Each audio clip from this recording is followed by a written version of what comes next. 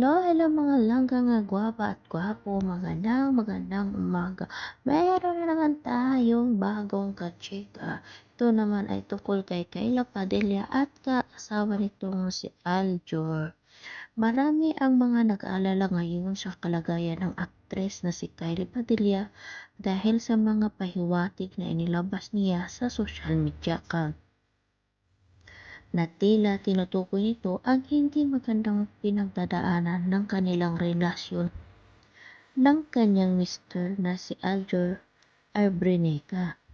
Nang makita nga ng mga followers ni Kylie ang kanyang bagong post sa social media, marami ang nagtataka kung ano nga ba ang tunay o totoong nangyayari sa dalawang mag-asawa.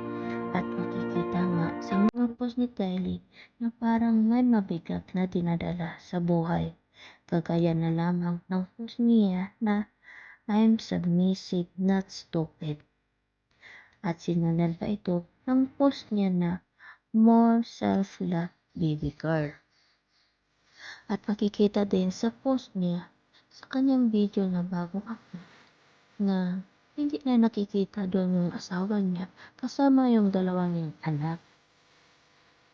At marami pa yung pinost si Kylie na nagpapahiwatig talaga na malaki yung problema nila na mag-asawa. At kahit sa Aljur, nagpo-post din sa kanyang social media account tungkol sa rosary nga na parang nagpapahiwatig na doon na siya humuhugot ng lakas para sa kanyang problema. Pero kung ano nga ba ang totoong nangyari sa mag-asawa ay hindi natin alam at sila lang dalawa ang nakakaalam.